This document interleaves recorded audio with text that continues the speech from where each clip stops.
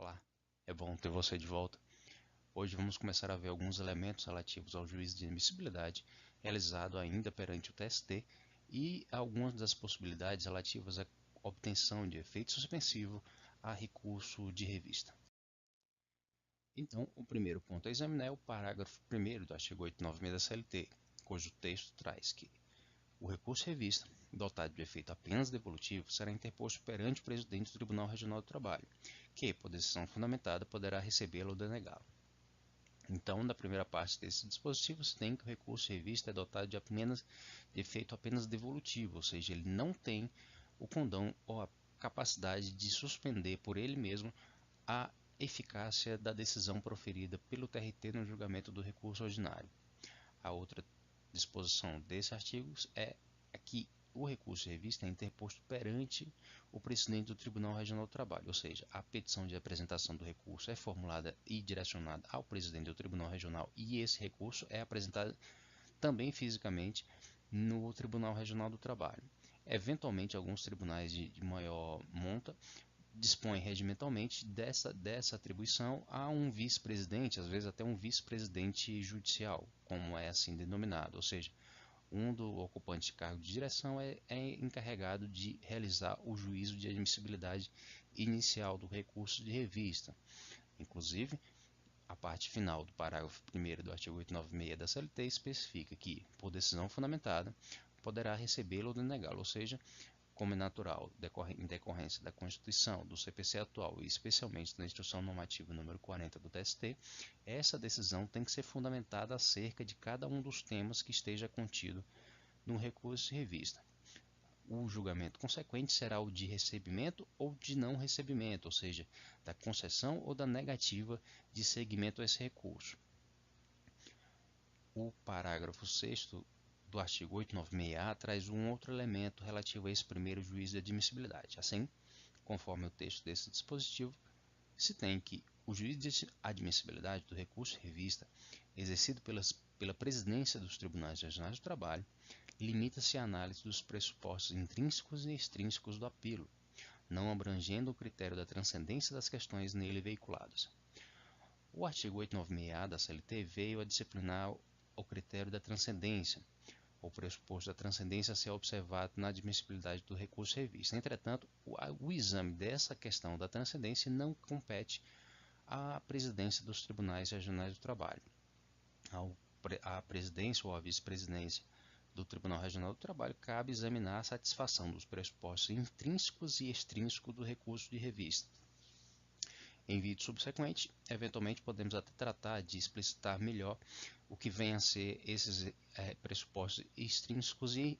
intrínsecos, mas essencialmente se trata da adequação material e formal aos requisitos próprios do recurso de fundamentação estrita pertinente ao recurso de revista. E nesse aspecto vale até uma advertência. Alguns advogados persistem na alegação de usurpação de competência quando, eventualmente, o Tribunal Regional do Trabalho examina os pressupostos intrínsecos do recurso de revista. A alegação é de que, ao examinar os pressupostos intrínsecos, o Tribunal Regional do Trabalho estaria usurpando a competência do TST, a quem exclusivamente competiria analisar o mérito do recurso, ou seja, alega-se que o exame de pressuposto intrínseco corresponde ao exame do mérito do recurso. Esse tipo de alegação é completamente afastada, é completamente repudiada no TST e não traz nenhuma vantagem a essa alegação, seja no recurso de revista, seja em posterior agravo do instrumento. Então, confirmando essa noção de que os recursos atualmente tendem a ter efeito apenas devolutivo, nós temos o artigo 995 do CPC atual, no qual se prevê que os recursos não impedem a eficácia da decisão, salvo disposição legal ou decisão judicial em sentido contrário, ou seja, a regra é do efeito meramente devolutivo dos recursos, e a não ser que haja disposição legal específica ou decisão judicial particular de cada caso, a previsão da existência de recurso não impede a eficácia imediata da decisão. E aqui nós entramos no segundo aspecto desse vídeo, ou seja, as possibilidades de obtenção de recurso de efeito suspensivo especialmente em recurso de revista.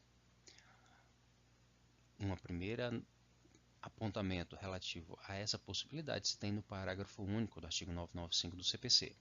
no qual se diz que a eficácia da decisão recorrida poderá ser suspensa por decisão do relator, se da imediata produção de seus efeitos houver risco de grave dano, de difícil ou impossível reparação e ficar demonstrada a probabilidade do provimento do recurso.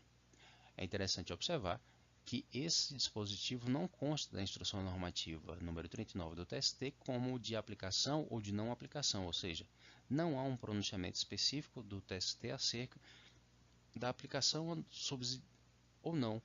desse dispositivo ao processo do trabalho. O certo é de que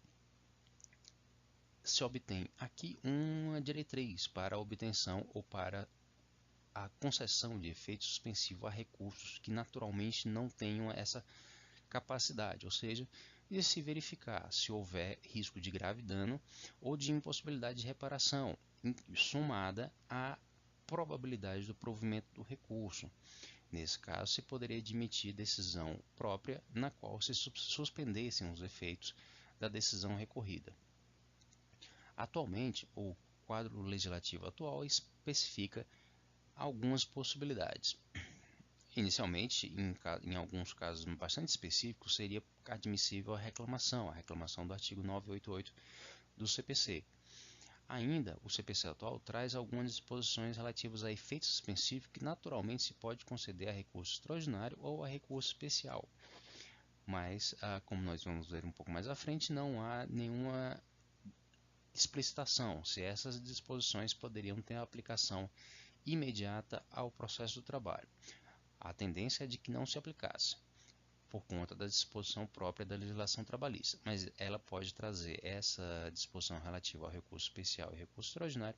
pode nos dar alguma luz acerca das possibilidades de concessão de efeito suspensivo também ao recurso trabalhista. E a modalidade que afinal era utilizada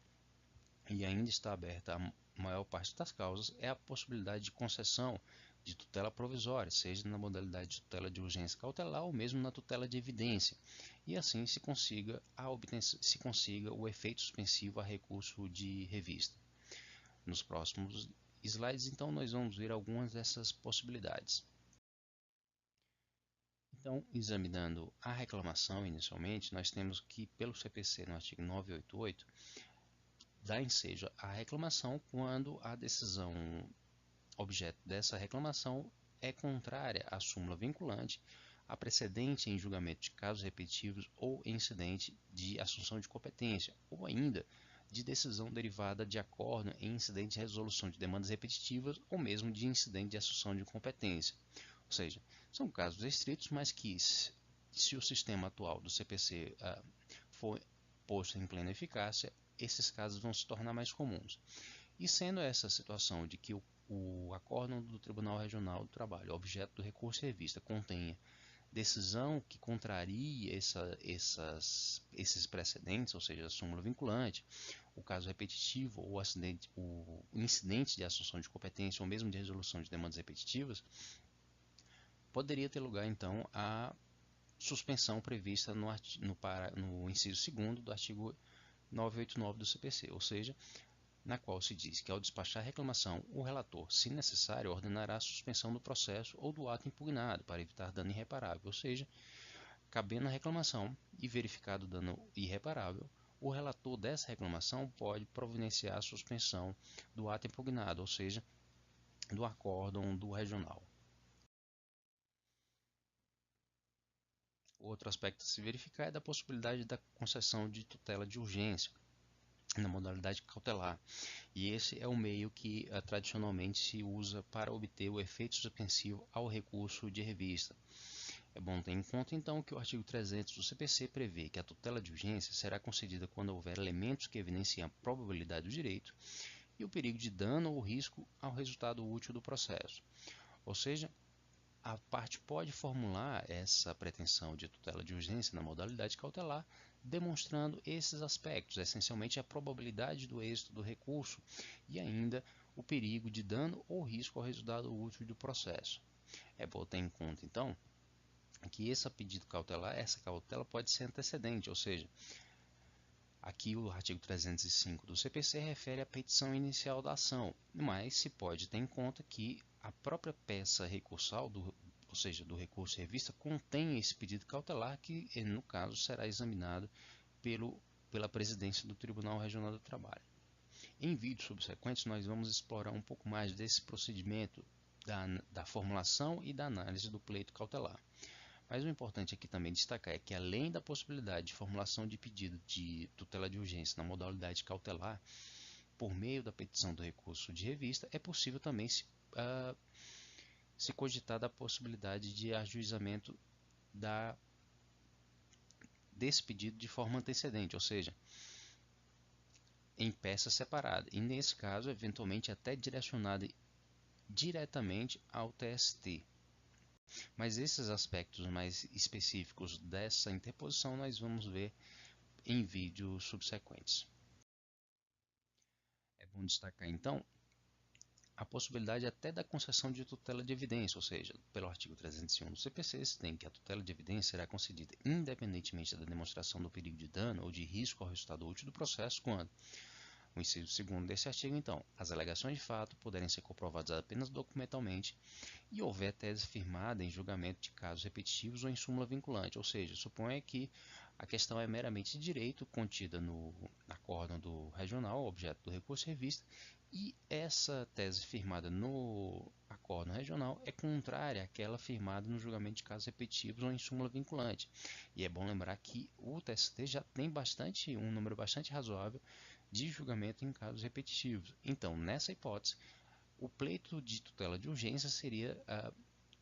ou melhor, o pleito de tutela provisória seria possível de ser concedido até na modalidade de tutela de evidência. Como dito, então,